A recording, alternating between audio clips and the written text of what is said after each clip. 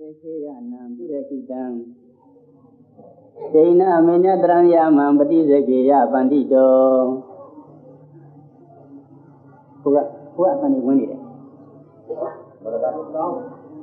Sekiyansinyare Kiyanam Purekitang Jaina Menyadranyamam Patisekiya Pandito Adanam Bawa Pangka Dandraga Ngahu Sweso Mimi Gogo Kiyan ayin se lin pied matin bo Nisin mamong a chicken zo huye Sezinya akaka ya we sana tauta gevi nalinya Ewandadi gogo dalin kimin zong a chisong lulong kwesha nali di sido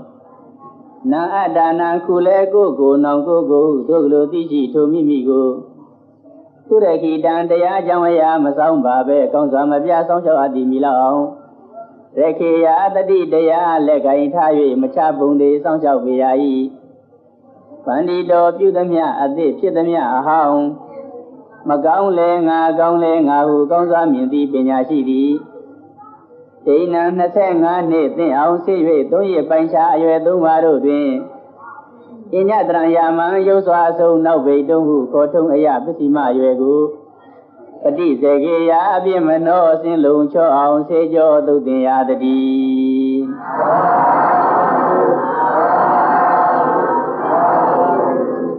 Konyi Kuhome Teyaga Kogogo Chikin Java Kogogo Ago Java Kogogo Pupin Java Lu Sure Teyagu Home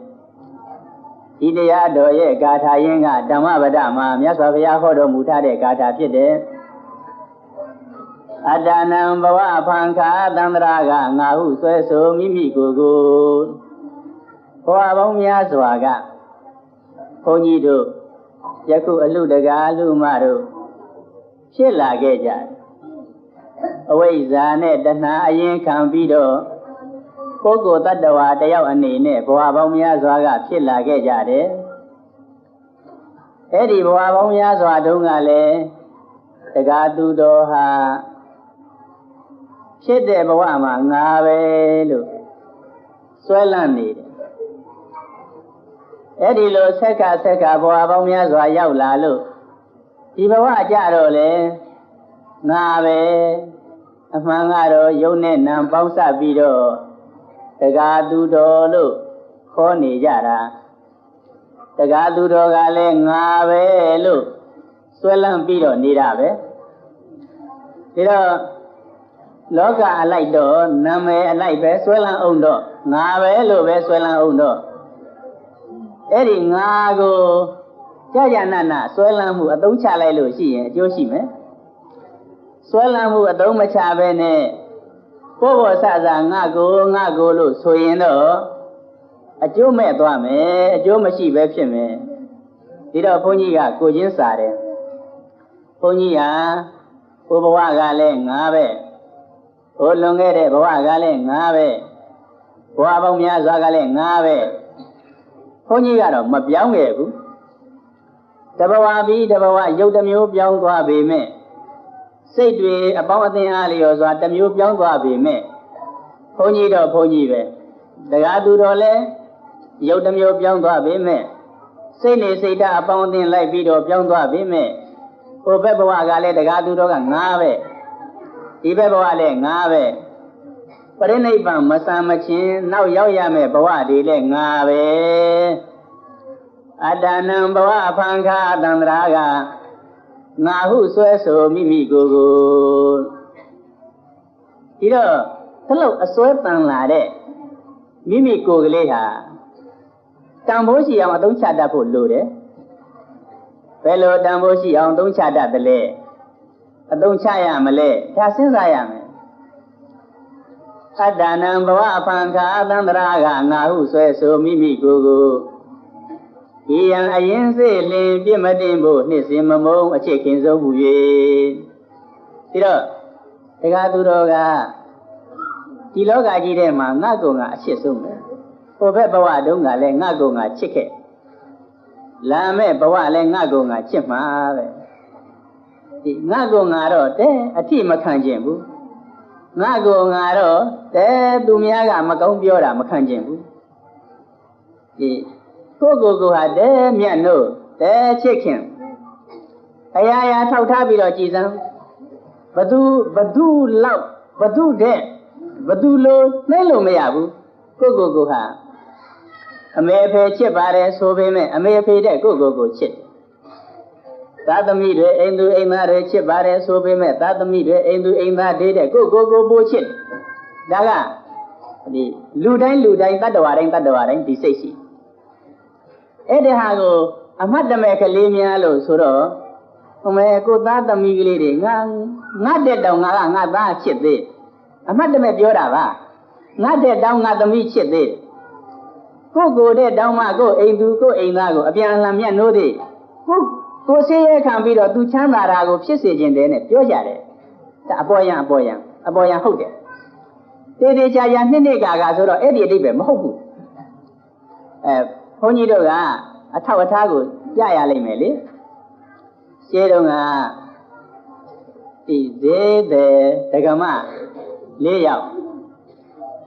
ဈေးရောက်ပြီးတော့အသက်မွေးကြဈေးရောက်ပြီးအသက်မွေးတော့မှပဲသာသမီတွေမိမိခင်မွန်းတဲ့များကိုချမ်းသာအောင်ပြုစုကြတယ်ယူရကြတယ်နောက်တော့အချင်းအရွယ်ကောင်းတို့မှာဒီမိန်းမသား4 ယောက်ဟာဆုံးသွားကြတယ်ဆုံးသွားတော့သူတို့ရဲ့ဆွဲလန်းမှုသူတို့ရဲ့ရောင်းတဲ့ဝယ်တဲ့အချိန်ခါတုန်းကမတရားမှုကလေးတွေကမကောင်းကျိုးပေးတာဖြစ်တော့အဲ့ဒီရာဇကြိုထင်တယ်အဲ့ဒီပြည်ရဲ့အနိယပမှာပိဋ္ဌာတွေသွားဖြစ်ကြတယ်ဒီစောစောတုန်းကသူတို့လူဘဝတုန်းကတော့ငါကိုငါလည်းချစ်ပါတယ်ငါရဲ့အိမ်သားကိုလည်းချစ်ပါတယ်နဲ့ဒီလိုအနေမျိုးနဲ့မိမိအိမ်သားချမ်းသာရင်ပြီးရောပေါ့ဆိုတဲ့အနေမျိုးနဲ့တရားသည်ဖြစ်စေမတရားသည်ဖြစ်စေစီးပွားရှာကြတယ်ဆိုတော့ကြတော့ပိဋ္ဌာဖြစ်သွားကြတယ်ပိဋ္ဌာဖြစ်တာဘယ်လိုလိုက်ကဲနိုင်တယ်လဲမိမိအိမ်သားကလိုက်ပြီးတော့ကဲနိုင်သလားမိမိဆွေမျိုးသားချင်းတွေကလိုက်ပြီးတော့ကဲနိုင်သလားမကဲနိုင်ဘူးပိဋ္ဌာဖြစ်အကုသိုလ်ကံကြောင့်ပိဋ္ဌာဖြစ်ရောဖြစ်စဉ်ဖြစ်ရတာကထားဟုတ်ကြံရစ်တဲ့ယောက်ျားတွေကနောက်အိမ်တော်ပြုတ်ပြီးတော့သူတို့စုဆောင်းထားခဲ့တဲ့ပစ္စည်းတွေကိုစားကြတောက်ကြသုံးညဖြုံးညတာတွေမြင်တော့ပိဋ္ဌာမတွေကသိမခံကျင်တာပဲတဲ့ဒါတော့သူတို့ကရိုးဘောကတက်ပြီးတော့မယံဘောကေသဟရိမာဓမ္မေနာဝုသမေနသာတေအင်းကျေပရိပုံစံတိမယံဒုက္ခသဘာဂိနီမယံပိဋ္ဌာဖြစ်၍နေကြရသောငါတို့မှာတော့ဘောကေလူဘဝတို့ကစိစိန်ဥစ္စာတို့ကိုဓမ္မေနာသာတရားသဖြင့်၎င်းအဓမ္မေနာသာမတရားသဖြင့်၎င်းသဟရိမာစုဆောင်ခဲ့ကြရကုန်ပြီတေတော်ငါတို့စုဆောင်၍ထားတဲ့ငါတို့စိစိန်တို့ကိုအင်းကြီးငါတို့နောက်မှပေါ်ပေါက်ကြတဲ့နောက်သားနောက်မရတို့ကပြိပုံစံတိအပင်တဲ၍နေကြလေကုန်၏မယံပါဏငါတို့ဒီကဒုက္ခသာပိဋ္ဌာဒုက္ခဤဘာဂီအဖို့ကိုသာရရှိခံစား၍နေကြရကုန်သည်အမှဖြစ်ကြရပါကုန်တော့ဒီတကားလို့ပိဋ္ဌာဘဝကနေပြီးတော့မြို့ရိုးပေါ်တက်ပြီးអော်ရတယ်တဲ့တို့တော့ဟဲစီးပွားတွေရှာပြီးတော့တို့ပိဋ္ဌာဖြစ်ကြတယ်ဟဲ့တို့ပိဋ္ဌာဖြစ်တော့တို့ကိုချစ်ပါတယ်ဆိုတဲ့ယောက်ျားတွေကနောက်မယားယူပြီးတော့ကသူတို့ရဲ့နောက်မယားတွေကိုကြွေးမွေးပြီးတော့နောက်မယားတွေကတို့စီစိန်တွေကိုခံစားရကြတယ်လို့ဆိုပြီးတော့ဝမ်းပန်းသေးစွာနဲ့អော်ကြရတယ်တဲ့ဒီတော့ဘုန်းကြီးကကောက်ချက်ချမိန်းမတွေကဝတရားအတိုင်းတော့ပြုစုမယ်ဝတရားအတိုင်းတော့ရောင်းဝယ်ပြီးတော့ကြွေးမယ်ရောင်းဝယ်ပြီးတော့ကြွေးတဲ့အထက်ကမတရားပြုလိုက်လို့ရှိရင်တော့တို့ဟာခေါင်းကပိဋ္ဌာမတွေရဲ့သွားလန်းသွားရလိမ့်မယ်တို့ယောက်ျားတွေကလည်းကောင်းတာမဟုတ်ဘူးတို့မျက်နှာလွဲသွားတယ်ဆိုလို့ရှိရင်သူတို့လည်းသူတို့ဘာသာသူတို့ခံစားပြီးတော့နေရကြတာပဲပြီးတော့ငါလေးစီးပွားရှာရင်အမှားမခံဘူးဟဲ့ဟုတ်တာလေးဟာလေကောက်ချက်ယူထားဖို့တဲကောင်းတယ်မိမသားတွေဖက်ကသာကောက်ချက်ယူဖို့ကောင်းသေးသလားလို့ဆိုတော့ဘုန်းကြီးတို့ဒီဖရာလောင်းရသက်ဖြစ်စဉ်အခါကာလတုန်းကဒီတိုင်းပြည်တစ်ခုမှာအတ္တကရှင်ဘရင်ဥပရိမိဖရာတို့တိုင်းပြည်အုပ်ချုပ်ပြီးတော့နေကြတယ်အဲ့ဒီအခါမှာဥပရိမိဖရာဆိုတဲ့ဥစ္စာတကယ်လှလှပပနဲ့အင်မတန်မှသလို့ကိုအင်မတန်ပြုပြင်းလို့ရှင်မင်းကလည်းအင်မတန်မြတ်နိုးလို့အဲ့လိုနေရာကမိဖုရားလှချိန်ပချိန်မှာမိဖုရားစုတည်သွားရောစုတည်သွားတော့ရှင်မင်းကလေထုံးစံအတိုင်းမြတ်နိုးလွန်းလို့သူ့မိဖုရားကိုမပြစ်နိုင်တာနဲ့အလောင်းကိုလေ ဆေးစိမ်ပြီးတော့ကြာကြီးနန်းတော်ထဲမှာထားတယ်မကြာခဏအလောင်းကြည့်ပြီးတော့ငိုတယ်မင်းမှုကိစ္စတွေကိုပြစ်ထားတယ်အဲ့ဒါလိုဖြစ်နေတော့ကဘုန်းကြီးတို့မြတ်စွာဘုရားရဲ့အလောင်းတော်ယသိဘဝကဟိမွန်တာမနေပြီးတော့လောကကြီးကြည့်တဲ့အခါဒီအကြောင်းအရာမြင်တဲ့ကိုမြင်တော့ရှင်ဘုရင်ရဲ့ဥယျာဉ်ထဲမှာကြွလာပြီးတော့သတင်းသုံးနေကြဥယျာဉ်ဆောင်ကမြင်တာနဲ့အရှင်ဘုရားတို့လို့သူတော်ကောင်းဇာအပင်ကြီးရတဲ့ပုဂ္ဂိုလ်တွေရှိရတဲ့နဲ့တပည့်တော်တို့ရဲ့ရှင်ဘုရင်မှာဒီလိုတောကရောက်နေတာများမကယ်ဘူးလားဘုရားလို့ကြောက်တော့သင်တို့ရှင်ဘုရင်နဲ့ငါနဲ့ကသိတာမဟုတ်ဘူးသင်တို့ရှင်ဘုရင်ကငါစီလာလို့ရှိရင်တော့ငါကပြောရတာပေါ့ယခုတော့ငါဘယ်နဲ့လုပ်ပြီးတော့ဟောမလဲလို့အမိန့်ရှိတော့ဒါဖြင့်ဘုရားသတင်းသုံးပါဦးဘယ်မှမကြွပါနဲ့ဆိုပြီးတော့ရှင်ဘုရင်စီသွားတန်တော်ဦးတင်တယ်အရှင်မင်းမြတ်ဥယျာဉ်ထဲမှာတကိုးကြီးတဲ့ယသိတစ်ပါးရောက်နေပါတယ်အဲ့ဒီယသိကမိဖုရားရဲ့ရောက်တဲ့ဘဝတောင်မှသိတယ်လို့သူကလည်းဆွဲရရနဲ့ရှင်ဘုရင်ကိုဖြားရောက်ခေါ်လာတယ်မိဖုရားရဲ့ရောက်တဲ့ဘဝတောင်မှသိပါလိမ့်မယ်သိတယ်လို့ဆိုပါတယ်ပြီးတော့အရှင်မင်းမြတ်သွားပြီးတော့ယသိစီကိုခုတွေ့ပါအောင်လို့လျှောက်တော့ယသိစီရှင်ဘုရင်ကနောက်လိုက်နောက်ပါနဲ့ထွက်လာခဲ့ထွက်လာလို့ဥယျာဉ်ရောက်ရင်ပဲအရှင်ဘုရားဒီမိဖုရားရဲ့ရောက်တဲ့ဘဝကိုအရှင်ဘုရားသိပါရဲ့လားသိပါရဲ့ဘယ်မှာရောက်နေပါတော့ဘုရားဒီဥယျာဉ်ထဲမှာဖြစ်နေတယ်ဘာဖြစ်နေပါတော့ဘုရားနွားကြီးပိုးကောင်မကြီးဖြစ်နေတယ်နွားကြီးပိုးမကြီးဖြစ်နေတယ်ပြီးတော့ရှင်ဘုရင်ကတဲလည်းမခံကျင်ဘူးယုံလည်းတဲမယုံဘူးမိဖုရားတို့လိုတယောက်သူ့တည်သွားတဲ့ဥစ္စာနတ်ပြည်ရောက်မှကျင်납မှာယခုတော့နွားကြီးပိုးမဖြစ်နေတယ်လို့ဆိုတော့မကျင်납ဘူးအရှင်ဘုရားလက်တွေ့ပြနိုင်ပါရဲ့လားပြနိုင်ပါရဲ့ဒါဖြင့်ပြစမ်းပါဘုရားလို့ဆိုတော့ဒီဘုရားလောင်းရှင်ရသေးကတကောနဲ့ခေါ်ပြီးတော့နွားကြီးပိုးမနဲ့နွားကြီးပိုးဒီထွက်လာတယ်ထွက်လာတော့မေးတယ်သင်ဘသူတို့ပိုးမကိုတပည့်တော့ဥပရိမိဘုရားပဲကောင်းပြီသင်ဥပရိမိဘုရားဆိုရင်ဒီဥယျာဉ်ထဲမှာရှေးတုန်းကရှင်ဘုရင်နဲ့စည်းစိမ်တွေခံစားပြီးတော့ပြောပါပါနဲ့နေတာမှတ်မိသေးရဲ့လားမှတ်မိပါရဲ့မှတ်မိလို့ရှိရင်အဲ့ဒီရှင်ဘုရင်နဲ့ယခုသင်တွေ့နေရတဲ့နွားကြီးပိုးနဲ့ဘသူကိုပို့ပြီးတော့ချစ်တယ်လေလို့မေးတော့ဒီပိုးမကြီးပြောတဲ့စကားဟာအတော်တဘာဝကြတယ်အရှင်ဘုရားတဲ့ဒီအသစ်ဖြစ်တဲ့ချမ်းသာဆင်းရဲနဲ့အဟောင်းဖြစ်တဲ့ချမ်းသာဆင်းရဲကိုအကုန်လုံးဖုံးထားတယ်တဲ့ရှင်ဘုရင်နဲ့တပည့်တော်ဒီဥယျာဉ်ထဲမှာပြောပါပါနေခဲ့ရတယ်ဆိုတဲ့ချမ်းသာကတော့အဟောင်းဖြစ်နေလို့တပည့်တော်ယခုလက်တွေ့ပိုးဒီနဲ့ပြောပါပါနေရတဲ့ချမ်းသာကအသစ်ဖြစ်နေတော့ဒီချမ်းသာကဟိုချမ်းသာကိုဖုံးထားတယ်တရားတပည့်တော်ဟိုချမ်းသာကိုမမက်ပါဘူးယခုလက်ရှိဖြစ်တဲ့ပိုးဒီကိုပဲပို့ပြီးတကလားမြတ်နိုးပါတယ်လို့နဝေနာဒုက္ခဒုက္ခေနပောရဏံအပိတိယတိတသမအပ္ပကရိညာဝကိတောပိယတရောမမလို့တပည့်တော်ယခုပိုးဒီကိုပဲမြတ်နိုးလို့ရှိတယ်ဟိုတုန်းကအတ္တကရှင်ဘုရင်ကိုတပည့်တော်မမြတ်နိုးပါဘူးအဟောင်းဟာတပည့်တော်ဘာမှဒီတပည့်တော်ရဲ့ချမ်းသာဆင်းရဲကိုမပေးနိုင်ပါဘူးဘုန်းကြီးကသဘောကျတယ်မနေ့တုန်းကစားရတဲ့ဝက်သားကြက်သားဘယ်လောက်ကောင်းပေမဲ့ယခုလောလောဆယ်ချင်မောင်ဟင်းနဲ့ငပိကြက်လောက်ဘသူမိတ်မလဲမနေ့တုန်းကစားရတဲ့ဟာမနေ့တုန်းကပြီးသွားပြီမဟုတ်လားအဲ့ဒါကြောင့်လေဒီပိုးမရဲ့ပြောတဲ့စကားဟာသဘာဝကြလွန်းလို့တပည့်တော်အဟောင်းဖြစ်တဲ့ချမ်းသာဆင်းရဲတွေကိုအသစ်ဖြစ်တဲ့ချမ်းသာဆင်းရဲကလွှမ်းသွားလို့ဖုံးသွားလို့တပည့်တော်အတ္တကရှင်ဘုရင်တဲ့ယခုပိုးကိုပဲပို့ပြီးတကလားခင်မင်ပါတယ်လို့အဲ့ဒါလိုလျှောက်လိုက်တော့အတ္တကရှင်ဘုရင်စိတ်ထဲမှာလေစွဲလန်းသွားတဲ့စိတ်တရားတခါတည်းပျောက်ပြီးတော့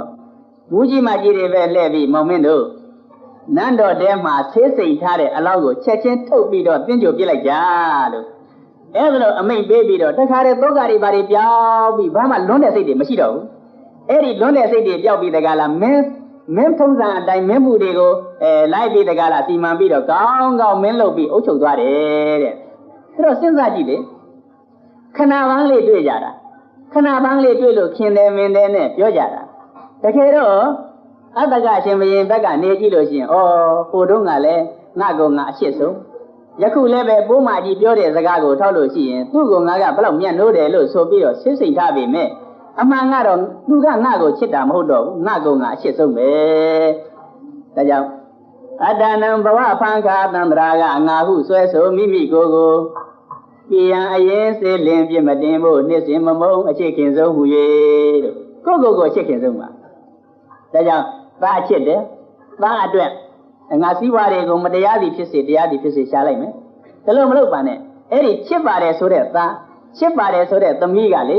တခါအဖေစကားနားမထောင်ဘူးဆိုလို့ရှိရင်လူတွေကလေအချစ်ဆုံးသမီးပဲမဲ့အမွေပြဟဲ့လို့ဆိုပြီးတော့ရဲဆက်မုန်းနိုင်ကြတယ်အဲ့တော့ဘုန်းကြီးကစဉ်းစားကြည့်တယ်ဟုတ်တယ်လို့ဘသူဖြစ်အင်မတန်အရေးစိုက်ပါတယ်ဆိုမဲ့ချစ်ခနဲ့ဆိုလို့ရှိရင်သူကဘဲကြောင့်ညကြောင့်အဲ့လိုဆိုပြီးတော့သူ့အပေါ်မှာအပြစ်ရှာလို့ရတယ်ဘုန်းကြီးကိုဘုန်းကြီးလေးတခါငါ့ကိုငါများမုန်းတဲ့အလှည့်အများရှိခဲ့သလားလို့ပြန်ပြီးတော့စစ်ကြည့်တယ်ဥပမာအသက်10နှစ်လောက်ကမှန်းကြည့်လဲကိုအင်မတန်ယူရအသက်20လောက်မှန်းကြည့်လဲယူရယခုလောက်ကြီးလာတဲ့အခါကျတော့လေဘုန်းကြီးကျမ်းမာရေးကရုစိုက်ရသေးတယ်မလိုက်ပြရစီနဲ့ဟောဘာတွေလူဖို့ပါဗျာမလိုက်ပြရစီနဲ့ခုမှကျမ်းစာအုပ်တွေကိုကျောင်းတိုက်မှာလူဖို့ရန်စီစဉ်ထားပါတယ်ဆိုတော့စေရနာပြည့်မှာဆိုလို့လိုက်လာတာမလိုက်ပြရစီနဲ့ဘုန်းကြီးကျမ်းမာရေးအရေးကြီးတယ်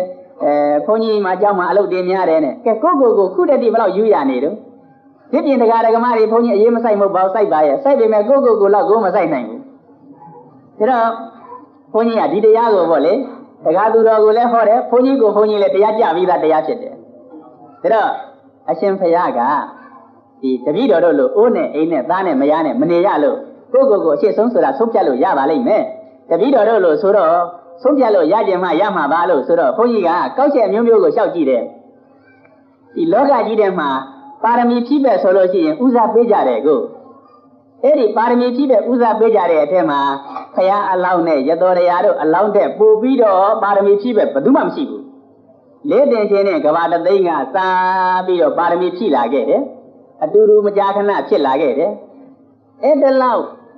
နှစ်ကရင်းနီးဖြစ်လာခဲ့တဲ့အလောင်းတော်နှစ်ပါးဟာလေဘုန်းကြီးကတဏှာသွားတွေ့တယ်ကို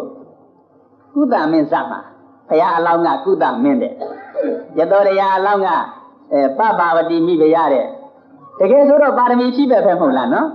ဘုရားအလောင်းကြီးဘလောက်ရုပ်ဆိုးတယ်ဖြစ်ပါရမီဖြည့်ပဲကြေနက်နဲ့နှစ်သက်မေတ္တာရှိရမယ်မဟုတ်ပါဘူးပါရမီဖြည့်ပဲဆိုတဲ့ပပဝတိကလေအယုတ်ဆိုးပါပဲလို့ဆိုတဲ့ဘုန်းကြီးတို့ရဲ့အလောင်းတော်ကြီးကိုမချစ်မနှစ်သက်နိုင်ပါဘူးဆိုပြီးတော့ပြစ်သွားလိုက်တာလေဘုန်းကြီးကလက်ကားလို့ပါရမီဖြည့်ပဲလေဟုတ်တာမဟုတ်ဘူးလို့အကယ်၍များဘုရားအလောင်းကုသမင်းကအဲ့ဒီအချိန်မှာရုပ်ရည်ကလှပဆိုလို့ရှိရင်တော့ပပဝတိကပါရမီဖြည့်ပဲဆိုတဲ့အနေမျိုးနဲ့နေရာကျမှာပေါ့ယခုတော့အယုတ်ဆိုးလိုက်တာနဲ့ပဲပပဝတိကမုန်းနေတဲ့ဒါရင်ပါရမီဖြည့်ပဲလေမယုံရဘူးအဲ့တော့ပါရမီဖြည့်ပဲလေးတင်ချင်းနဲ့ကဘာတသိန်းပါရမီဖြည့်ပဲဖြစ်တဲ့အလောင်းတော်နှစ်ပါးတောင်မှအကြောင်းအားလျော်စွာမယုံရသေးတာဖြစ်တော့ဝတ္တရားအတိုင်းသာဆက်ဆံကြဝတ္တရားအတိုင်းသာစောင့်ရှောက်ကြဘသူဟာငါအပေါ်မှာတဲ့သူ့ကိုယ်နဲ့တောင်ချစ်သေးတယ်ဆိုတဲ့ဥစ္စာအရေးရှိရင်မဟုတ်ဘူးဘုန်းကြီးဒါကိုဘုန်းကြီးကောက်ချက်ချထားတော့ဘသူကအကြောင်းတကာပဲဘသူကအကြောင်းအမပဲငါ့ကိုအင်မတန်အရေးစိုက်တာပဲလို့ဆိုပေမဲ့ဟုတ်ပါလိမ့်မယ်သူတို့ကိုအရေးစိုက်တာ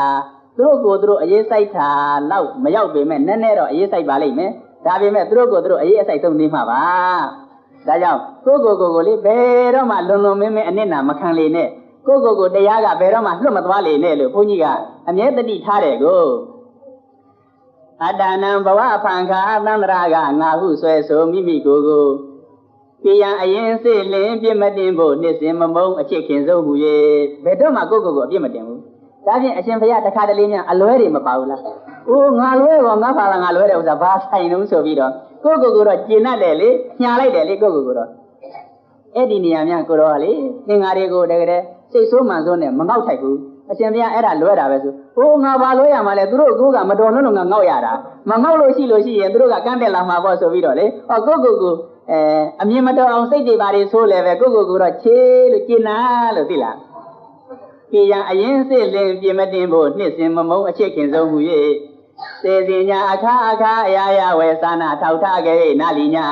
တဲ့လျှောက်ပြီးတော့ထောက်ကြည့်ဘယ်နေရာမျိုးမဆိုလေအိမ်လူကိုချစ်လာပါတယ်ဆိုတဲ့အိမ်သားတခါများသူကငေါက်လိုက်တာငန်းလိုက်တာသိလားချစ်တယ်လဲဆိုသေးရဲ့ငေါက်လိုက်တာသူ့ကိုယ်သူများဘယ်တော့မှပြန်မငေါက်ဘူးသိလား ငါလေးအင်မတန်ညံ့တာပဲလို့ဘယ်တော့မှမပြောဘူးအယောင်ဝယ်မှားလာလဲပဲငါဘာကြောင့်မှားတာပါဟာငါကိစ္စမရှိပါဘူးကိုကအိမ်သူကလှမ်းပြီးတော့အပြစ်တင်အောင်တော့သူ့ကိုယ်သူတော့ဖာထားတာပဲလေဟိုငါဘာကြောင့်ဒါမှားတာမဟုတ်ဘူးငါအစင်မပြေလို့ဖြစ်ရတဲ့ဥစ္စာပဲပါပဲကိုတော့အမတန်ညှားတယ်သိလားပြည်ရန်အရင်စစ်လင်ပြင်းမတင်ဖို့နှစ်စဉ်မမုံအချစ်ခင်ဆုံးမူ၍စေစီညာအခါ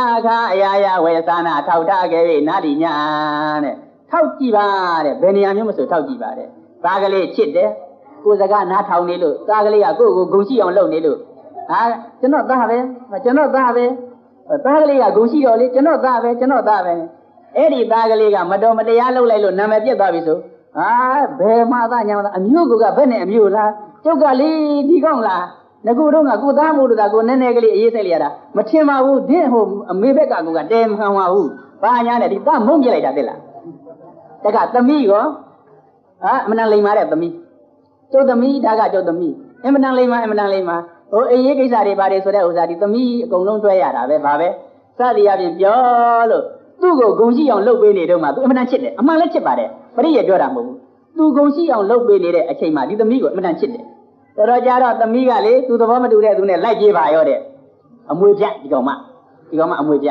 ငါသမီးတပြားမှမပေးဘူးအကုန်လုံးငါသုံးပြမယ်လှူပြမယ်တဲ့လားတပြားမှမပေးဘူးကဲမုန်းလိုက်တာကိုများပေါ့လေတစုံတခုမတော်မတရားကလေးများကိုဖြစ်မိတယ်ဆိုလို့ရှိရင်ဖြင့်အောင်ဝဲငါစုထားတဲ့ပစ္စည်းငါသုံးမှာပေါ့ငါမသုံးဘူးသုံးမလဲငါပစ္စည်းငါသုံးနေတာသုံးမယ်ဘာသူ့ကိုယ်သူတော့ပဲတော့မှအပြစ်မတင်ဘူးဟောရှစ်ဆုံးဖြစ်တဲ့သားအပြစ်တင်ဆိုင်တယ်အရှစ်ဆုံးဖြစ်တဲ့သမီးသူ့ကိုနာမည်ပြည့်အောင်လုပ်တယ်ဆိုလို့ရှိရင်သူစိတ်ညစ်အောင်လုပ်တယ်ဆိုလို့ရှိရင်မုန်းနိုင်တယ်ဒါကြောင့်အရာရာကိုထောက်ကြည့်ပါကိုကအရှစ်ဆုံးပဲလို့အတ္တနံဘဝဖန်ခါသန္တရာကငါဟုဆွဲဆိုမိမိကို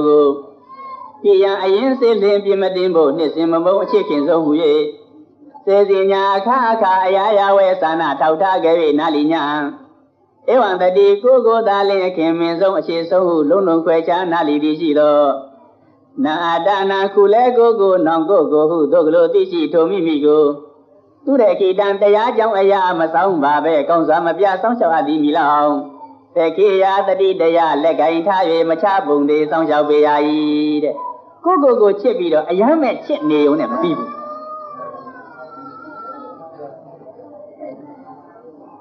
အဲ့ဒီကိုချစ်လို့ရှိရင်နာအတ္တနာခုလဲကိုနောင်ကိုဟုသို့ကလေးသိရှိထုံမိမိကိုသူတဲ့ခိတံတရားကြောင့်အရာမဆောင်ပါပဲကောင်းစွာမပြဆောင်လျှောက်အပ်သည်မိလောင်တဲ့ဆောင်လျှောက်နေကိုအချစ်ဆုံးဆိုရင်စောင့်ရှောက်နေကိုမပြတ်မစည်းစီနဲ့ကလေးဒီတရားနားလဲလို့ကျောင်းသားအရွယ်နားလဲလို့ရှိရင်ကျိုးစားပြီးတော့ပညာသင်တော်ကြတော့မင်းပညာမတတ်လို့ရှိရင်အောက်တန်းကျသွားလိမ့်မယ်ဟောကိုကျိုးစားပြီးတော့ပညာသင်ပါအရွယ်လေးတော်ရောက်လာလို့စီးပွားရှာရမယ်အချိန်ကြလို့ရှိရင်ကိုအချစ်ဆုံးစီးပွားကျိုးစားရှာမှစီးပွားမရှိလို့ရှိရင်လူရမဝင်ပေဘူးတော်ကလေးအိမ်တော်ရသားကြလို့အိမ်နဲ့ရနဲ့နေလို့ရှိရင်ကိုအချစ်ဆုံးမင်းလေစီးပွားဥစ္စာမရှာဘဲနဲ့ပေါ့ဆဆနေလို့ရှိရင်မင်းလည်းအောက်ကြမယ်မင်းချစ်တဲ့အိမ်သူလည်းအောက်ကြမယ်မင်းတို့ရဲ့အဆက်အပွားဖြစ်တဲ့သားသမီးတွေလည်းအောက်ကြကုန်မယ်ဒီတော့မင်းလေမတော်မတရားမနေလိုက်ပါနဲ့မင်းကျမ်းမာရေးဂရုစိုက်လိုက်ပါမင်းစီးပွားရေးဂရုစိုက်လိုက်ပါပေါင်းတင်ဆက်ဆံရေးမိတ်ဆွေကောင်းတွေရအောင်ရှာလိုက်ပါကိုအချစ်ဆုံးဆိုလို့ရှိရင်စီးပွားရေးဘက်ကလည်းတဲကောင်းတယ်သူတဲ့ခိတံတရားကြောင့်အရာမဆောင်ပါပဲကောင်းစွာမပြဆောင်ရှောက်အပ်သည်မိလောင်စီးပွားရှာတော့မတရားမရှာလိုက်နဲ့ဘာဖြစ်လို့လဲကြည့်လေမင်းကမတရားရှာပြီးတော့တအိမ်လုံးစားနေတဲ့အစာတွေကိုမင်းကမတရားရှာပြီးတော့ကျွေးရင်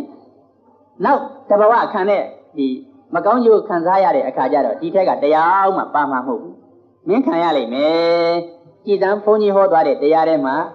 ဒိဗေမတွေခံရပုံတွေကြည်စမ်းဘုန်းကြီးဟောသွားတဲ့တရားထဲမှာဥပရိမိဘုရားကပြည့်ပြည့်ခါကပြောပုံတွေနားထောင်စမ်း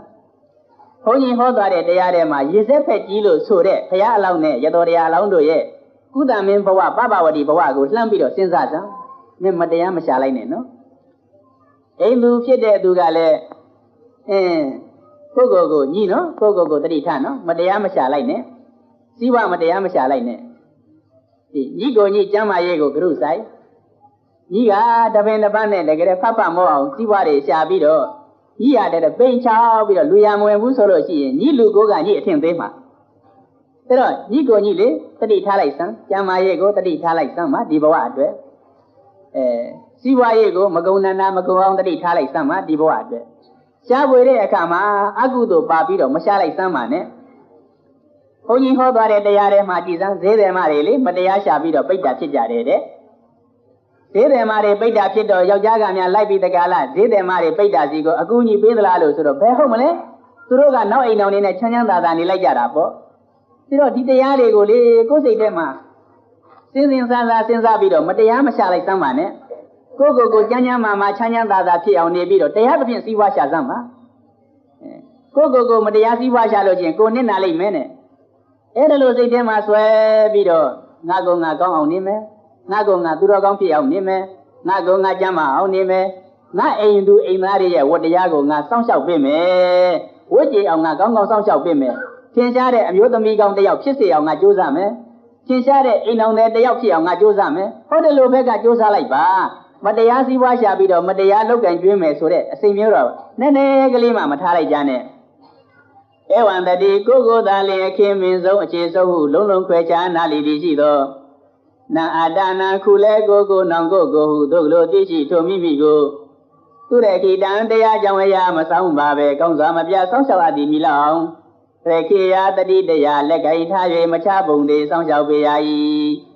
ပန္တိတော်ပြုသမျှအသည့်ဖြစ်သမျှအဟောင်းမကောင်းလဲငါကောင်းလဲငါဟုကောင်းစွာမြင်သည်ပညာရှိသည်စဉ်းစားလိုက်စမ်းနော်ပန္တိတော်ပြုသမျှအသည့်ဖြစ်သမျှအဟောင်းယခုဖြစ်နေတဲ့ဥစ္စာတွေအဟောင်းကြီးပဲဒီဘဝမှာအမျိုးကောင်းတဲ့မှာလာပြီးတော့ဖြစ်တဲ့ဆိုရင်ရှင်းတော့ငါမာနတွေမရှိဘဲနဲ့ကောင်းခဲ့လို့ငါအမျိုးကောင်းနဲ့လာဖြစ်တယ်ရှင်းကအဟောင်းတွေလာဖြစ်တယ်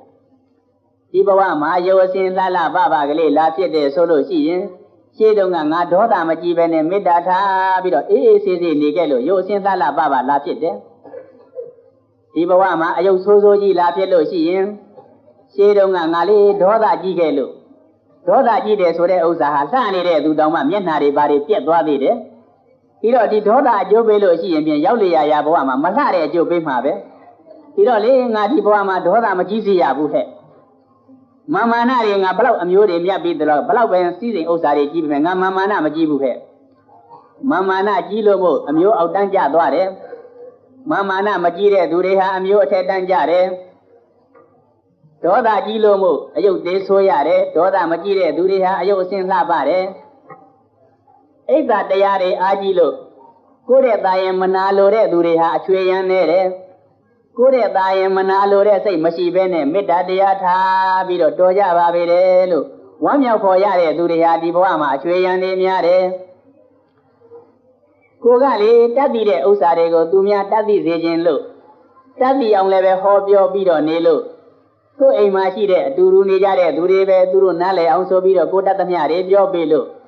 အဲ့လိုပုဂ္ဂိုလ်တွေကဖြစ်လေရဘဝမှာပညာတတ်တယ်ကိုယ်ပညာကိုလေသူများသိမှဆိုပြီးတကားလားရှုပ်ဝဲထားတဲ့သူတွေဟာဖြစ်လေရဘဝမှာအောက်ကြနောက်ကြအဖြစ်အားဖြစ်နေတတ်တယ်အဲ့ဒါလို့တွေးပြီးတော့ပန္တိတော်ပြုသမျှအသည့်ဖြစ်သမျှအဟောင်း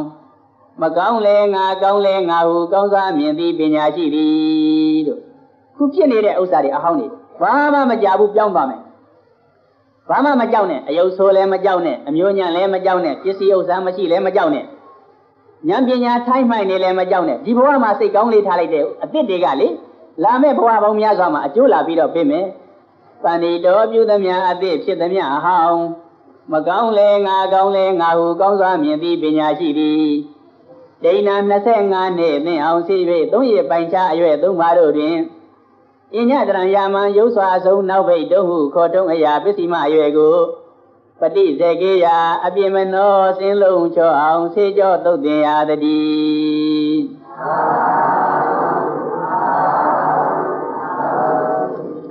တော့ဒီလိုစောင့်ရှောက်ပြီးတော့ကိုယ်လေးအသက်နည်းနည်းလေးရင့်လာပြီဆိုပါတော့အသက်ရင့်လာတဲ့အခါကျတော့အတွေးအခေါ်ကတစ်မျိုးကြီးဖြစ်နေတယ်ငါအသက်ကြီးပြီတေရတော့မယ်ငါအသက်ကြီးပြီးတော့ဘဝကူးရတော့မယ်ဘဝကူးတဲ့အခါကျတော့လူတွေဟာဘာများတွန့်ဆုတ်ဖြစ်တတ်တယ်လေဘာကြောက်ရွံ့ဖြစ်တတ်တယ်လေအဲ့ဒါလေးမစဉ်းစားလို့မဖြစ်ဘူး ဥပမာတကားသူတော်ပဲဆိုတော့တက်တဲ့လုံးတကယ်ပစ္စည်းဥစ္စာနဲ့ဘာနဲ့လူကြီးလူကောင်းလုပ်ပြီးတကားလားလူထဲမှာသင်ရှားတဲ့သူတယောက်ဖြစ်တယ်ဆိုတော့အဲ့ဘလို့သင်ရှားတဲ့သူတယောက်ကသေခါနိကြတော့ကြောက်ရွံ့နဲ့တက်တဲ့လုံးသူများအထက်မှာမျက်နှာထားတင်းနေတဲ့နေလာပြီးတဲ့နောက်သေခါနိကြမှာမျက်နှာကလေးငယ်နဲ့တဲ့ယမမင်းရဲ့အောက်မှာကြို့ပြီးတကားလားပြားပြဝက်ရမယ်အခြေအနေမျိုးကိုသိကြောက်เสียကောင်းတာပဲဒီတော့ဘုန်းကြီးကကိုသေးလဲရဲသေးဖို့အရေးကြီးကိုအချစ်ဆုံးလို့တတ္တိကောင်းကောင်းနဲ့လာတဲ့သူဟာလေသေရဲပေကြရဘာဖြစ်လို့မရဲကြတယ်လဲလို့ဆိုတဲ့ဥစ္စာကိုလည်းဘုန်းကြီးတို့စဉ်းစားရမယ်ဒီတရားသူတော်ရဲ့လက်တွေ့စဉ်းစားကြည့်မိမိယခုနေတဲ့အိမ်ယာတိုက်တာနေရာမှာအသစ်တဲ့အစပေါင်းများစွာတန်ဖိုးရှိတဲ့အိမ်ယာတိုက်တာတစ်ခုတည်ပေးပြရစီ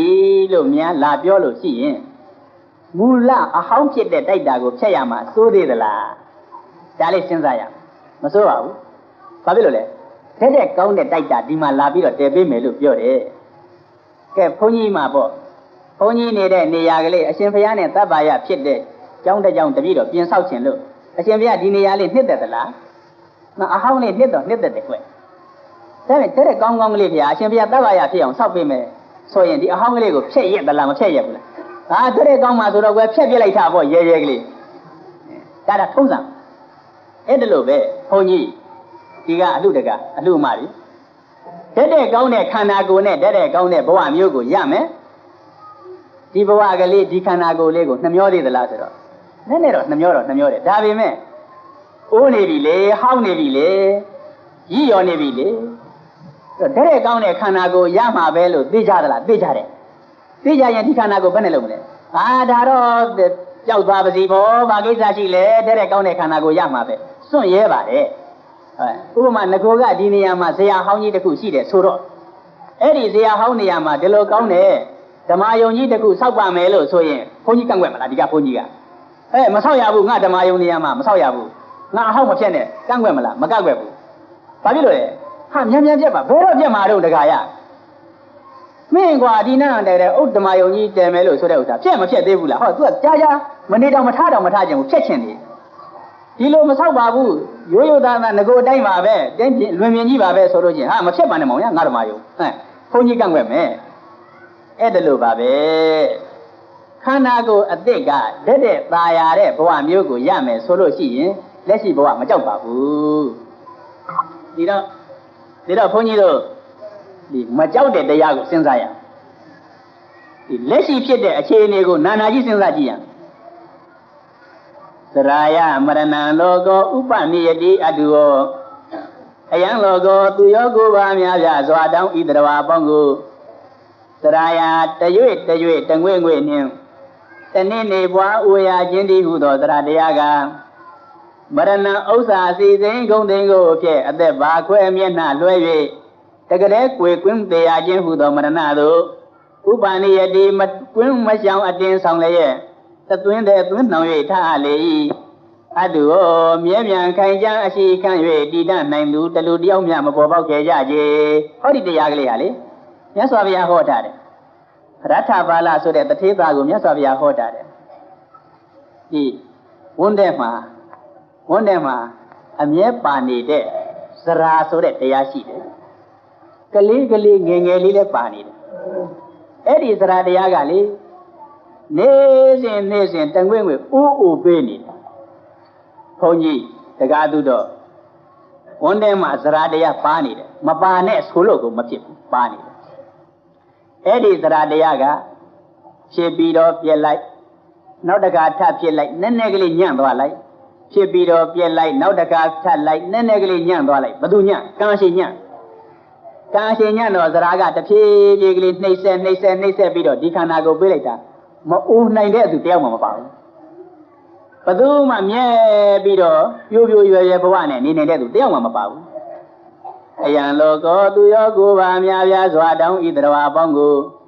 သရာယတရွေ့တငွေ့နှင့်တနေ့နေ့ပွားအိုရာခြင်းတည်းဟူသောသရာတရားကသူကဘယ်တိအောင်များပို့နေတော့ မရဏံဥစ္စာစီစိန်ဂုံသိန်ကိုဖြစ်အသက်ပါခွဲမျက်နှာလွှဲ၍တကတဲ့ကွယ်ကွင်းတရားချင်းတည်ဟုသောမရဏတို့ဥပနိယတိမကွင်းမရှောင်အတင်းနှောင်လျက်တသွင်းတဲ့သွင်းဆောင်၍နေအလေတော့တည်းတဲ့နေ့စဉ်ခုဘုန်းကြီးတရားဟောစာတုန်းကအသက်နဲ့တရားဟောစာတုန်းကယုံနဲ့တဖြည်းဖြည်းသေဘက်ပို့နေ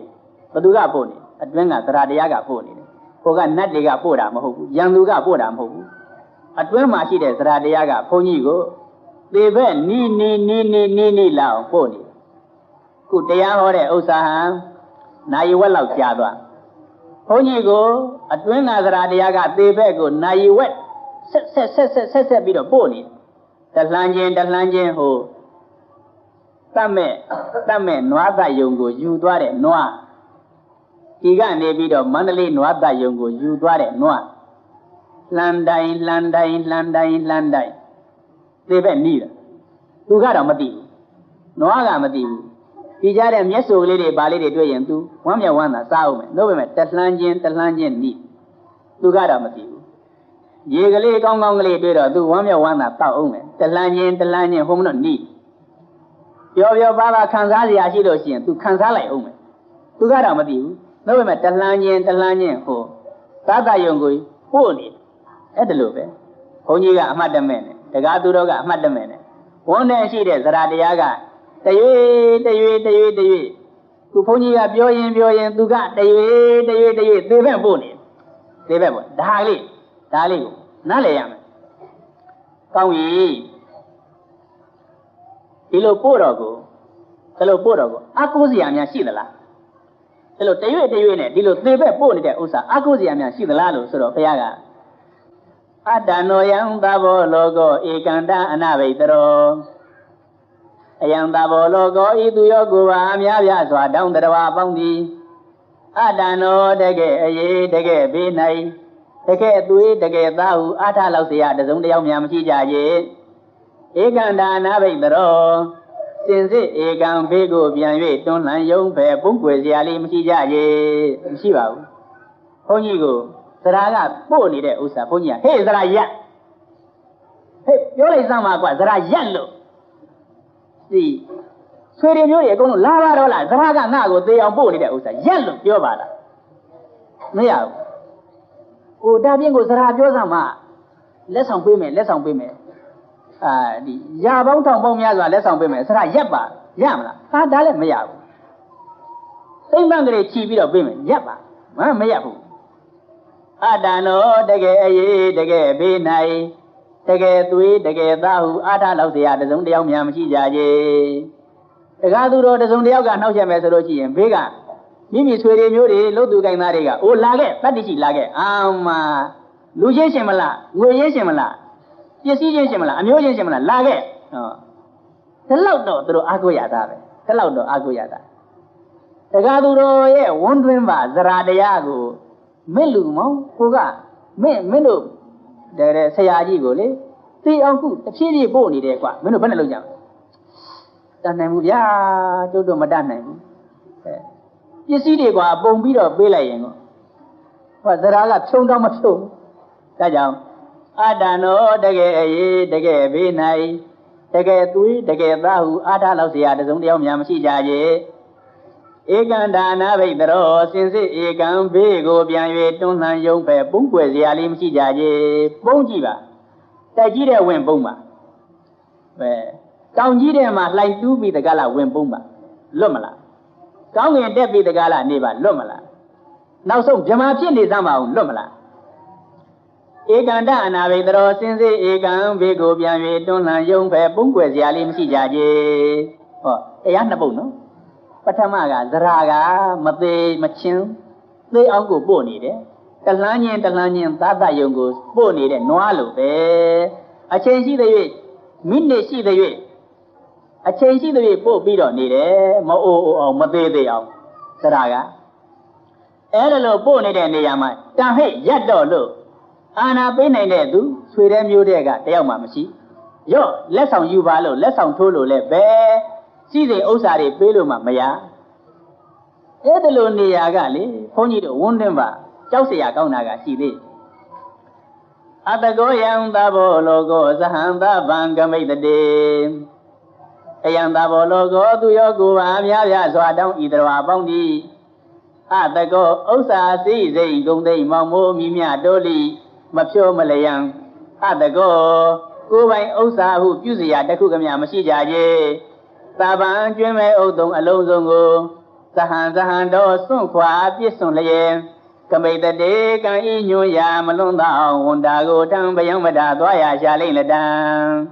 ဘသူမှကိုယ်ပိုင်ဥစ္စာမရှိဘူးပြောမယ်တကားသူတော်ကတပိတော်ရဲ့ဆက်တပိတော်ရဲ့တိုက်တပိတော်ရဲ့အတွင်းအပြင်ပစ္စည်းတွေတပိတော်ပိုင်နေမဟုတ်ပါလားဟုတ်ပါခဏပါဒါကညားနေတာခဏလေးတော့ဟုတ်ပါပိုင်မလို့ပါပဲကဲစိတ်ကူးနဲ့ဘုန်းကြီးရောပေါ့လေတယောက်တည်းဆိုတော့နည်းနည်းအားငယ်နေရောဘုန်းကြီးရောတကားသူတော်ရောဒီဘဝကစွန့်ပြီးတော့ဟိုဘက်ဘဝမှာပဋိသန္ဓေလို့နေလိုက်ကြသည်နဲ့တပြိုင်နက်ဘုန်းကြီးကလည်းဘုန်းကြီးကြောင်းတိုက်တယ်ဘုန်းကြီးမပိုင်ဘုန်းကြီးရဲ့ပညာတွေတောင်းမှဘုန်းကြီးမပိုင်တကားသူတော်ကလည်းတကားသူတော်ရဲ့ဆက်မပိုင်ပဋိသန္ဓေလို့ဆိုသည်နဲ့တပြိုင်နက်အကုန်လုံးကြံရက်ခဲ့အကုန်လုံးမပိုင်အဲ့ဒီမပိုင်တဲ့ပစ္စည်းတွေကိုဖျားတရားတော်ရဘယ်လိုပိုင်အောင်လုပ်မလဲလို့မေးစရာရှိတယ်မြတ်စွာဘုရားကအိမ်မှာမီးလောင်တဲ့အခါကျတော့ရနိုင်သမျှထုတ်ယူလိုက်တဲ့ပစ္စည်းဟာကိုယ်ပိုင်ပစ္စည်းဖြစ်တာလို့ပဲတဲ့ဇရာမီးကလောင်နေတယ်မရဏမီးကလောင်နေတယ်ဇရာမီးမရဏမီးလောင်တဲ့အခါမှာစွန့်ကြဲပေးကံလှူဒန်းသောအပြင်ထုတ်ယူလိုက်ပါတဲ့ဟာဟိုဘက်ဘဝပါလာတကားသူတော်ကနေ့အင်မတန်လှပတင့်တယ်ခမ်းနားတဲ့ဇယကြီးကိုဓမ္မယုံကြီးကိုခနေ့ပရိသတ်တွေနဲ့တရားနာပြီးတော့လူတန်းရေစက်ချပူဇော်ဘုရားသာသနာပူဇော်တယ်မြတ်စွာဘုရားကိုပူဇော်တယ်အဲ့ဒါငွေတွေကဘယ်လောက်ကုန်သွားတယ်လို့ဆိုပေမဲ့အဲ့ဒီကံကုသိုလ်စေတနာကတော့တကားသူတော်ထင်ပါလာပြီဒါပိုင်တယ်ဘုန်းကြီးမပိုင်ဘူးလို့ဆိုပေမဲ့ဒီနေ့ပရိသတ်ကြီးတွေကိုဘုန်းကြီးကမေတ္တာကရုဏာရှိထားပြီးတော့နားလည်ပါစေလို့ဆိုတဲ့တရားဟောနေတဲ့စေတနာကတော့ပိုင်သွားပြီဘုန်းကြီးပိုင်သွားပြီနာယီ3မှတ်လောက်အချိန်မှာဒီဇရာကတော့မလျှော့ဘူးသေအောင်ကြိုးစားပြီးတော့ပို့နေတယ်ဘုန်းကြီးကလည်းဇရာမီးလောင်တဲ့အချိန်မှာဘုန်းကြီးစေတနာတွေနဲ့ဘုန်းကြီးယူလာလိုက်တဲ့ဥစ္စာဘုန်းကြီးအတော့ပိုင်သွားတကားသူတော်ကစာအုပ်တွေကြည်ပြီးတော့ကျမ်းစာတွေဒီကျမ်းစာတွေကိုကျောင်းတိုက်ကရှိတဲ့ကိုတော်တွေကချတဲ့ဘုန်းကြီးကချမယ်သင်တဲ့ဘုန်းကြီးတွေကသင်မယ်ချလို့သင်လို့သူတို့တတ်သိနားလဲတော့ဒီဘုန်းကြီးဟောသလိုတို့တွေဟောကြလိမ့်မယ်နောက်လူငယ်တွေဟောရလိမ့်မယ်အဲ့ဒီစေတနာတွေနဲ့စာအုပ်တွေဓမ္မစေတီဆိုတဲ့မြတ်စွာဘုရားရဲ့ရွှေနှုတ်တော်အတွက်စကားတော်တွေကိုရေးထားတဲ့တရားတော်တွေကိုရေးထားတဲ့စာအုပ်တွေကိုပူဇော်လိုက်တယ်သာသနာတော်ကြီးပြုစုလိုက်တယ်မြတ်စွာဘုရားကိုကြီးမှန်းပြီးတကလားဓမ္မယုံကြီးဆောက်လုပ်လိုက်တာကဗုဒ္ဓပူဇာဖြစ်မြတ်စွာဘုရားရွှေနှုတ်တော်အတွက်ဖြစ်တဲ့တရားတော်တွေကိုပူဇော်လိုက်တာကဓမ္မပူဇာဖြစ်အဲ့ဒါကတော့ပါလာတယ်ကိုတကားသူတော်တို့ဘုန်းကြီးတို့ပဋိသန္ဓေဆိုရင်ပဲပါလာပြီပါလာဓမ္မပူဇာဖြစ်တဲ့တရားတော်တွေကြောင့်မိမိရောက်လျရဘဝအတိညာအလိမ္မာတွေပါလာဗုဒ္ဓပူဇာဖြစ်တဲ့ဒီလိုခန့်ခန့်နာနာဓမ္မယုံကြီးတွေလူတန်းပူဇော်လိုက်သည့်အတွက်ကြောင့်ဒီကတိုက်ဒေတာတွေစက်တွေဘာတွေထားခဲ့ရပေမဲ့ဒါလောက်မကဖြစ်တဲ့နေရာတွေဟိုမှာအစင်သင့်ရတဲ့ကောင်းကိုယခုလိုဇရာမီးကလောင်းနေမရဏမီးကလောင်းနေတဲ့အချိန်မှာမနေ့တုန်းကပရိသတ်တွေတကယ်ထောင်ပေါင်းများစွာစတုဒီတာကျွေလို့ဝန်သားစရာကောင်းလိုက်တာဖေ။သူကိုယ်တိုင်မပြောနဲ့ဘေးကဝန်သားစရာကောင်းလိုက်တာဖေ။တကယ်စားကြတောက်ကြတရားတော်တွေနားကြဘေးကလူကဝန်သားနေတာဥစ္စာချင်းကိုယ်တိုင်ကတော့မပြောနဲ့တော့တကယ်ပီတိစိတ်ပြီးတော့ဝန်နဲ့တစိမ့်နဲ့နေဒီတော့ယခုလိုတကယ်ခဏကုန်ခန်းအောင်ကျွေးလိုက်တဲ့အလူတွေမနေ့ကထောင်ပေါင်းများစွာဖြစ်တဲ့ပရိသတ်တွေကိုကျွေးလိုက်တဲ့ဒီဒါနစေတနာတွေဟောတမြန်မနေ့ကများစွာသောပရိသတ်တွေကိုကျွေးလိုက်တဲ့ဒါနစေတနာတွေအဲ့ဒီစေတနာတွေကတော့ဘယ်မှလည်းမသိရဘူးကြည်တယ်လည်းမထားရဘူးမိကံတက်တာလည်းမထားရဘူးသိလုံတာပဲရဲခိုးစမ်းဟဲ့ရဲရင်ငါ3ရက်စတုဒီတာကျွေးထားတဲ့လူပေါင်းများစွာစတုဒီတာကျွေးထားတဲ့စေတနာတွေကိုဟောခမရဖယ်ထားငါတော့လွတ်ကလေးထားလိုက်တာပဲမောယူလေမနာလိုတဲ့သူကယူစမ်း စိတ်ကိုစမ်းကျင်တဲ့သူကယူစမ်းစိတ်စမ်းကျင်တဲ့သူကလာခဲ့ခမရတနေ့တုန်းကကုသိုလ်တွေအများကြီးရလိုက်တယ်လို့ပြောတယ်ပါတော့စတုဒီတာကလည်း3ရက်လောက်ကျွေးလိုက်တယ်ခန္ဓာကုတိဖရဓမ္မယုံကြီးကလည်းပဲခန်းခန်းနာနာဆောက်လို့ထူထမ်းလိုက်တယ်ဘိဒကကျမ်းစာတွေကိုလည်းပဲကျောင်းတိုက်မှာပူဇော်လိုက်တယ်အဲ့ဒီစေတနာတွေဗျာကျုပ်ပေးစမ်းပါလို့ဆိုရင်ပေးပါဘယ်နဲ့လို့ပေးမလို့ကျွန်ုပ်ပြုရတဲ့ကုသိုလ်အဖို့ကိုကျွန်ုပ်ကဲ့သို့ဝမ်းမြောက်ဝမ်းသာသာဓုအနုမောဒနာခေါ်ပါစေတည်းဆိုဟုတ်ကသာဓုလို့ခေါ်လိုက်ပြီးနဲ့တပြိုင်နက်သူ့မလည်းပဲကုသိုလ်တွေရလာတဲ့ကောင်းတယ်ခိုးယူလို့တော့မရဘူးပြိုပြိုပါပါနဲ့တုံးတုံးရှင်သာဓုခေါ်ယူတော့ရတယ်ကိုအောင်မယ်စတုဒီတာသမင်းတွေကျွေးလိုက်ကြဝမ်းသာရာကျွေးစမ်းခြင်းသာဓုဗျာကျုပ်ဝမ်းသာပါမိတ်ဆွေအမျှဝေးပါနော်အမျှဝေးပါအားလုံးပရိသတ်တွေမိတ်ဆွေတွေအမျှဝေးပါသာဓုဗျာသာဓုဒီနည်းတော့ရတယ်အတင်းယူမယ်ဆိုတဲ့နည်းတော့မရဘူးဒါကြောင့်ဘုန်းကြီးတို့ဒီတရားတော်နည်းအရဆိုလို့ရှိရင်စီးတဲ့ဥစ္စာတွေပြစ်ခဲ့ရတယ်ဆိုပေမဲ့ပြန်ရမယ်ဥစ္စာကမနှဲဘူးရှိတယ်ဒီခန္ဓာကိုယ်ကြီးပြစ်ခဲ့ရမယ်ဆိုပေမဲ့လို့ပြန်ရတဲ့အစားခန္ဓာကိုယ်ကတဲ့ကောင်းတယ်ဒါတော့ဘာကြောက်เสียရှိလဲဥနကောယံသဘောလောကောအတိတ်တောဝါနာဒါတကောအယံသဘောလောကောသူရောကိုယ်ဟာအများပြားစွာတောင်းဤတော်အပေါင်းသည်ဥနကောဥစ္စာစီစိန်ဂုံသိမ်းမောက်မှုမြမြတိုးလိမဖြိုးမလျံအမှန်ပင်ယုံလျော့ခဲ့သေး၏အတိတ်တော်တော်လောက်ပြီးအောင်အဲ၍ရောင်ရဲတင်တင်ခြင်းမရှိခဲ့ကြကြဝါနာဒါတကောတဏှာစေယမနေသာပဲဖွေရှာဆက်သရသည်တဏှာဤကြေးတော်မျိုးကျွန်တော်မျိုးကြီးသည်တဲ့တကားသူတော်ပဲငယ်ငယ်ကစပြီးတော့ပစ္စည်းဥစ္စာရှာဖွေတဲ့နေရန်ပြန်စဉ်းစားကြည့်ငါဒီနှစ်တလောက်ရရင်တော့တော်ပြီနောက်တော့စီးပွားတောင်တဲမရှာပါဘူးအေးကလေးနေပါတော့မယ်လို့တခါအောင်းမေးလိုက်တို့ကြတော့နောက်နေ့ကြပြန်တော့စဘာဝယ်ခြင်းကြဝယ်ခြင်းလာပြန်တယ်မနစ်ကဘယ်လောက်မြတ်တာတော်ရောမဟုတ်လားဆိုတော့ဒီတဲ့မနစ်ကတဲ့ပိုမြတ်အောင်မလားလို့ဟုတ်လားတဏှာကလူချင်းရဲ့ကြည်နေတယ်ခမရဗျာဘယ်နှစ်လောက်တောင်မှမြတ်နေမင်းပဲတော်ပါအကွယ်ဒီနည်းနည်းကလေးရတဲ့အခါလေးတော့လှုပ်လိုက်အောင်မှာပဲဆိုပြီးတော့ဝယ်ခြင်းပြန်လာတယ်ရောင်းခြင်းပြန်လာတယ်အဲ့တော့တဏှာကဘယ်တော့မှရော့မသွားဘူးစီးပွားရှာရေးသာလားလို့ဆိုတော့ဝတ်ရေးစားရေးလည်းပဲဘယ်တော့မှရော့မသွားဘူးဟိုအမျိုးသမီးလေးတွေများလေထဲလဲဝတ်လိုက်ကြတာတိလားဒီတစ်ထဲပြီးငါအမေပူဇာတော့ကတော့ဒီတစ်ထဲရတော်ပါပြီလို့ဆိုတယ်ဒီတစ်ထဲရပြီးတော့နောက်တစ်ထဲဘယ်တစ်ထဲရရင်တော်ပါပြီသူတို့တော်ပါပြီနဲ့ကိုဘယ်တော့မှတော်မှာမဟုတ်ဘူးဦးနေကောဥစ္စာစည်းစိမ်ဂုံသိမ်းမောင်မိုးမိမြတိုးလီမဖြိုးမလျံအမှန်ပင်ယုံလျော့ခဲ့သေး၏ရော့နေသေးတယ်လို့နေသေးတာပဲဘာရတော်တော့ဗလားဆိုနည်းနည်းလေးလိုးနေသေးတနေ့ရမှာပေါ့လေဆရာတော်တပါဆုံးဖုံးပေးသူ့တက္ကရာဓမ္မတွေကလည်းကြီးညိုလိုက်ကြတာဘုန်းကလည်းကြည့်လိုက်တာသူ့ဟင်းပွဲကြီးတပွဲလုံးသူကကြည့်လိုက်တယ်ကွာတကယ်ငပုတ်ပြားကလေးမှမပါဘူးလို့ညှိလိုက်သေးတယ်ဒါဆတော်ကမ္မထမ်းဘုန်းကြီးဆတော်တောင်မှဒီဆွဟင်းပွဲတပွဲကြီးကိုကထက်ဒီကထက်ထည့်ပြီးတော့ကိုဆွဟင်းပွဲပြည့်နေတဲ့အချိန်ကြတောင်မှတေသေးချာချာလှည့်ကြည့်ပြီးတော့ငပုတ်ပြားကလေးမှမပါဘူးကွာလို့လိုးနေသေးတယ်ဒါတော့တကားတော့အိမ်လိုတာတော့ဘာမှမပြောနဲ့ပထမဆုံးအိမ်ဆောက်လိုက်တော်တော်ကြာဘာကလေးလိုးလိုက်တော်တော်ကြာညာကလေးလိုးလိုက်လိုးပြီးတော့နေတဲ့ဥစ္စာဘယ်လောက်ကြာမလဲသေးသေးတယ်အောင်လိုးနေမှာပဲဦးနေကောဥစ္စာစည်းစိမ်ဂုံသိမ်းမောင်မိုးမိမြတိုးသည်မဖြိုးမလျံအမှန်ပင်ယုံလျော့ခဲ့သေး၏အတိတ်တော်လောက်ပြီးအောင်အဲ၍ရောင်ရဲတင်တင်ရင်မရှိကြရေဘုန်းကြီးတို့နဲ့ယဉ်နေတဲ့တကားတယောက်ဒကမာကြီးကဟိုးတစ်ချိန်စစ်မပြည့်ခင်တော်တော်ဝေးတစ်ချိန်လုံးကညီးတယ်ကျုပ်တို့တော့ငွေကလေး3000လောက်များအပေါ်ရှံရှိလို့ရှိရင်စကိုင်းဥပုသ်ဆောင်ပြီးတော့နှစ်ယောက်သားနေတော့မှာပါပဲလို့ပြောတယ်နောက်တော့ကံအားလျော်စွာရှာလိုက်တာ3000လည်းမကဘူး3000လည်းမကဘူး3သိန်းလည်းမကဘူးစစ်ပြစ်တော့ကိုဗန်းမှာ6သိန်းပါသွားသေးတယ်တဲ့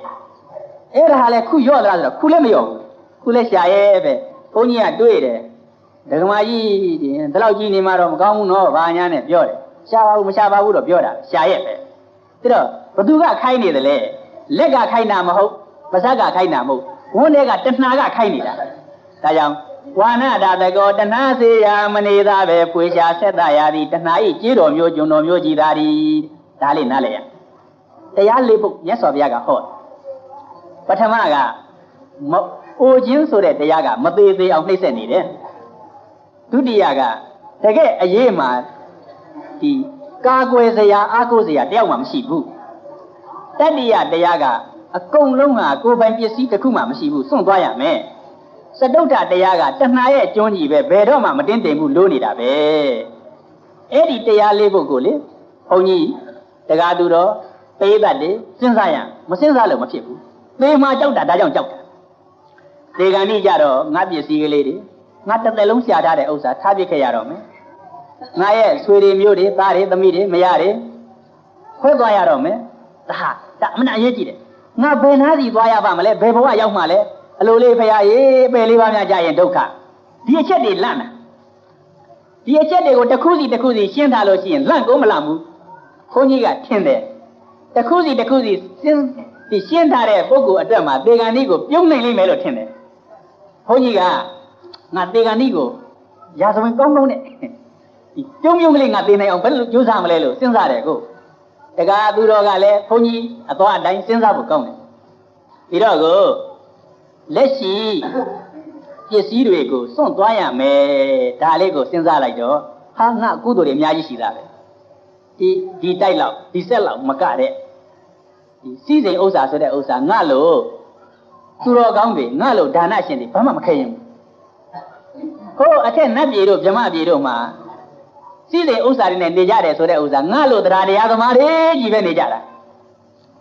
ယခုလောကကြီးထဲမှာစီးစိမ်နေနဲ့ပြောင်ပြောင်လက်လက်နေသမျှငါတို့လိုတရားတရားသမားတွေကြီးနေကြတာအဲ့တော့လက်ရှိစီးစိမ်ကလေးစွန့်ဖို့ရနှမျောလိမ့်ဦးမလားဒီရွှေအိုးကလေးရမယ်နေရမြေအိုးကလေးကိုယ်သွားမှနှမျောသေးသလားတဲ့အမတန်ခန့်နာတဲ့ဒီဘုံဘိတ်မှန်ကြီးနေရမှာဒီလက်ရှိဖြစ်တဲ့ကြောင်းကလေးအိမ်ကလေးຢာကလေးနှမျောလိမ့်ဦးမလားဒါတော့လက်ရှိပစ္စည်းကိုမနှမျောတဲ့နေ့ဟာဒီဒါနမှတပါအကုစရာမရှိဘူး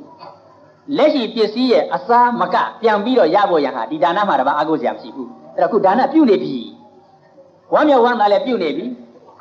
ပြုလို့လည်းအားမရဘဲနဲ့ထပ်ပြီးတော့ပြုနေတယ်အလိုက်ပြီးစွာလေဟိုတနေ့တုန်းကဘုန်းကြီးတို့เจ้าမှာတမျက်စီးတွေတိုးနေတာမြင်တာနဲ့မို့လို့တမျက်စီးတွေလှမ်းပို့လိုက်သေးတယ်အလိုက်ပြီးစွာငါပြုနေတဲ့ဒါနတွေဟာငါ့ကိုမကယ်ရင်ဘယ်လိုကယ်မလဲလက်ရှိဆွေတွေမျိုးတွေသားတွေသမီးတွေကမကယ်ပေမဲ့ငါဒါနကငါ့ကိုကယ်မယ်ငါသီလကငါ့ကိုကယ်မယ်အဲ့တော့ဒီလိုဟာတွေကိုအကုထားလို့ရှိရင်ဘုန်းကြီးကအိုးတေးရမှာဘာကြောက်เสียရှိလဲတေးရမှာဘာကြောက်เสียရှိလဲတခါဒါကိုရေးကိုတာတွေနော်တခါငါသားငါသမီးငါဆွေငါမျိုးငါသမီးခင်မွန်သူတို့ကိုခွဲပြီးတော့သွားရမှာငါကတနာတယ်ဆိုပါတော့လွန်းတယ်ဆိုပါတော့ဒါကမဆန့်ဘူးဘဝတိုင်းခွဲရတာဘဝတိုင်းခွဲပြီးတော့လာရတယ်ဒီတော့ဘာလို့ရတယ်လဲလို့ဆိုတော့ဘုန်းကြီးရဲ့အတွက်ကိသိသူတော်ကောင်းအောင်နိကိုရဲ့အမတန်ချစ်တဲ့သူတွေကိုသိသူတော်ကောင်းအောင်နိယခုဘုန်းကြီးတရားဟောနေတဲ့ဥစ္စာလေးဒီပရိသတ်တွေကိုဘုန်းကြီးကရင်းရင်းနှီးနှီးနဲ့ဟောနေတာသိသူတော်ကောင်းအောင်နေကြဘာဖြစ်လို့လဲကွဲသွားမယ်တယောက်နဲ့တယောက်ကွဲသွားမယ်ဒီလှေကြီးနစ်တဲ့အခါသင်္ဘောကြီးနစ်တဲ့အခါမှာမြစ်ထဲကိုလက်လှမ်းမီယာမှာကူးပြီးတော့လက်လှမ်းမီယာပြေးကြရတယ်လို့ဒီဘေးကြီးစစ်ဘေးကြီးပါကြီးရောက်တဲ့အခါမှာဘုံတွေပါတွေချပတဲ့လို့ဆိုတဲ့အခါမှာမိတွေပါတွေဝိုင်းနေတဲ့အခါမှာကိုလွတ်ရကိုပြေးကြရတယ်လို့အဲ့ဒီတဘဝပြောင်းပြီးတော့ပြေးကြရတယ်ဆိုတဲ့ဥစ္စာတွေအကုန်လုံးခွဲကြရမယ်ဘဝတိုင်းခွဲလာရပြီသို့တော့ခွဲလာရပေမဲ့လို့သူ့မလဲပဲသူ့အာကိုကလေးနဲ့သူ့မှာသင်္ဘောနစ်တယ်လို့ဆိုပေမဲ့လို့သင်္ဘောကြီးနစ်မယ်ငါမလဲပဲတကယ်ဟိုဘော့တစ်ခုရသွားလှမ်းကြည့်လိုက်တယ်ဟိုမှာငါရဲ့ဇနီးတယ်မလဲပဲသူ့ဘော်လေးတစ်ခုနဲ့ပါလားကိစ္စမရှိဘူးကိစ္စစိတ်အမှန်အေးသွားတယ်သူ့မလဲပဲအာကိုစရာလေးနဲ့ဘသူ့မလဲပဲသူ့မတုံးကြီးတစ်ခုသူ့မိသွားတယ်ဟန်ကြလိုက်တာဟိကိုဟာကိုတော့ကူးကြတာပဲလန့်ညာတာပဲဒါမှမဟုတ်သူ့မလဲသူ့အာကိုကလေးနဲ့အဲ့ဒါလိုပဲကိုဒကာဒကမတွေကိုရဲ့သမီးခင်မွန်းသားသမီးတွေငါသူ့လဲသူ့အာကိုနဲ့သူကလည်းသူတော်ကောင်းလေးမဖျားရှိခိုးလို့ပါလားတော်တယ်ငါသမီးတော်တယ်ဖျားရှိခိုးလို့ဒါလေးအာကိုရမသူကဆုံးလေးလောင်းလို့ပါလားတော်တယ်သူအာကိုလေးတွေသူယူလို့မသူကဥပုသ်ဆောင်လို့ပါလားအားရစရာကြီးဝမ်းသာစရာကြီးတဲ့ဇနီးတဲ့ကြည့်လိုက်လည်းပဲသူကတရားတရားကလေးနဲ့သူတော်ကောင်းအိမ်သားကြည့်လိုက်လည်းပဲသူကတရားတရားလေးနဲ့သူတော်ကောင်းသားတွေသမီးတွေကြည့်လိုက်လည်းပဲတရားတရားကလေးနဲ့ဥပုသ်ဆောင်တဲ့သူကစောင့်လို့ဖျားရှိခိုးတဲ့သူကရှိခိုးလို့အလှူဒါနဆွန်းလောင်းတဲ့သူကလောင်းလို့ အတောင်းရလာတဲ့သူတွေပေးတဲ့သူကပေးလို့အာကိုစရာလေးတွေကောင်းလိုက်တာဟုတ်တယ်လို့ခွဲတော့ခွဲကြရမယ်ခွဲပေမဲ့လို့အာကိုအာဒါကလေးတွေရအောင်ခွဲရင်ဘယ်လောက်ကောင်းမလဲဒါကြောင့်ခုပရိသတ်ကြီးလေတခါတရံကံတော်ကံညာတွေ့ကြရတယ်ဒီကဘုန်းကြီးတို့ရဲ့လာခဲ့တဲ့ပလိကပရိသတ်တွေကအစိုးကြီးတွေကဘုန်းကြီးကလေးတွေကတွေ့နေကြတယ်ဆိုတော့ဘုန်းကြီးတရားကိုလေခွဲရမယ်ဘုန်းကြီးကလေးတို့ငါတို့ပလိမှာနေသွားပြီမယ်လို့ယခုခွဲပြီးတော့သူလည်းသူဘုံသူကံနဲ့သူနာမည်နဲ့နေလိုက်တာတို့လည်းတို့ကံနဲ့တို့နဲ့နေကြရတာအဲ့တော့ဘဝတန္တရာခွဲသွားတော့လေတို့လည်းတို့အာကိုနဲ့တို့ဒါနနဲ့တို့သီလနဲ့တို့စေရနာနဲ့တတ္တဝါတွေအပေါ်မှာမေတ္တာကရုဏာနဲ့တို့ဒီလိုသွားမယ်ဟုတ်တယ်လို့ဆိုလို့ရှိရင်ဖြင့်ခွဲရတာသိမဆမ်းပါဘူးခွဲရတာသိမဆမ်းဘူးဒါပေမဲ့တခါပါရမီဖြည့်ပဲ့သမားတွေဆိုတော့ပြန်တွေ့ပါရမီဖြည့်ပဲ့သမားတွေပြန်တွေ့လို့မဲ့လဲလွတ်ပုံပြီးတော့အာမကိုလိုက်နဲ့ခုနကပါဝဝတီမုံသွားတာကြည့်တော့လေပါရမီဖြည့်ပဲ့တွေပြန်တွေ့မယ်ကိုကဟုတ်မှာဥပမာဘုန်းကြီးကရောက်လေရဘဝမှာပညာကလည်းခတ်ထက်အရေးချင်းကလည်းခတ်ရှိဆိုလို့ရှိရင်ဆွေတွေမျိုးတွေကဘုန်းကြီးကိုဆွေမျိုးတော်ကျင်လိုက်ကြမှာသိလားဆရာသမားတွေကဘုန်းကြီးကိုဆရာတပည့်တော်ကျင်လိုက်ကြမှာဘုန်းကြီးကလည်းနုံချာချာနဲ့ရုပ်အစင်းကလည်းလူရမဝင်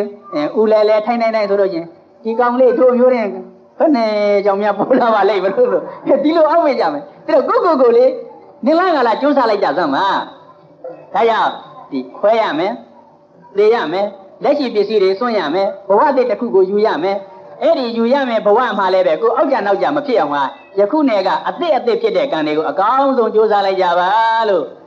ဗန္ဒီတော်ပြုသမျှအသစ်ဖြစ်သမျှဟောင်းမကောင်းလဲငါကောင်းလဲငါဟုကောင်းစွာမြင်သည်ပညာရှိသည်ဒိဏ25နှစ်သင်အောင်ရှိ၍သုံးရပိုင်ချအရွယ်သုံးပါတို့တွင်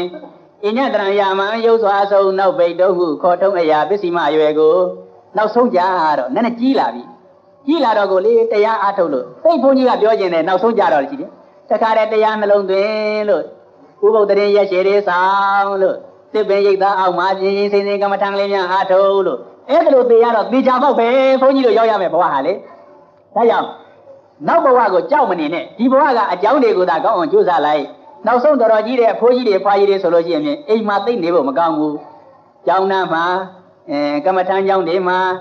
ဟန်ဆောင်မဟုတ်ဖဲနဲ့ကိုငါသေးသေးချာချာဟုတ်မှာသေရမှာသေရလို့ရှိရင်ဘယ်နည်းနဲ့မှမကြောက်ရအောင်ဟာဒီဒါနဒီသီလဒီဘာဝနာသာရှိတယ်လို့နောက်ဆုံးကြလို့ရှိရင်ဖြင့်ဒိဏ25နှစ်သင်အောင်စေ၍သုံးရပိုင်ချအရွယ်သုံးပါတို့တွင်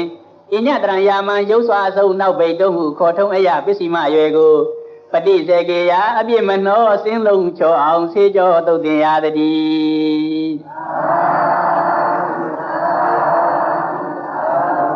ကဲနည်းနည်းအချိန်နှောင်းသွားပြီအဲ့ဒီတော့အားလုံးပေါ့လေတခါတရံတွေ့ရတဲ့သူတွေရောမကြတွေ့ရတဲ့သူတွေရောဘုန်းကြီးဟောတဲ့တရားကိုကိုအချစ်ဆုံးဆိုတဲ့တရားကိုပထမဆုံးနားလည်ပါကိုအချစ်ဆုံးဆိုလို့ရှိရင်နောက်ဘဝရောက်တဲ့အခါမှာမကြောက်ရအောင်ဘယ်နဲ့လုံးမလဲလို့ဆိုရင်ယခုလက်လမ်းမိတဲ့ကုသိုလ်တွေကိုကြိုးစားလိုက်ပါလက်လမ်းမိကုသိုလ်ကြိုးစားရုံနဲ့အားမရပဲနဲ့အသက်တော်ကြီးရင်ပြီးတကလာနေကြတယ်50ကျော်တို့ဘာတို့ဆိုတဲ့လူကြီးတွေကတော့ဘာမှအပြစ်မရှိအောင်ဥပုပ်ရက်ရှည်ဆောင်လို့မေတ္တာဘာဝနာပွားများလို့အနိစ္စဒုက္ခကမ္မထံတေစီပြန်လို့အဲ့ဒါလို့အပြစ်လုံးမရှိအောင်စင်းလုံးကြောဖြစ်တဲ့စိတ်ကိုပြုပြင်စီမံပြီးတကလာကိုနောက်ဘဝရောက်ရမယ်ဥစ္စာမကြောက်တဲ့ပြင်ပြုံးကလေးနောက်ဘဝရဲကြီးသွားနိုင်အောင်ကိုယ်စီကိုယ်ငါကြိုးစားနိုင်ကြစေကုန်သတည်း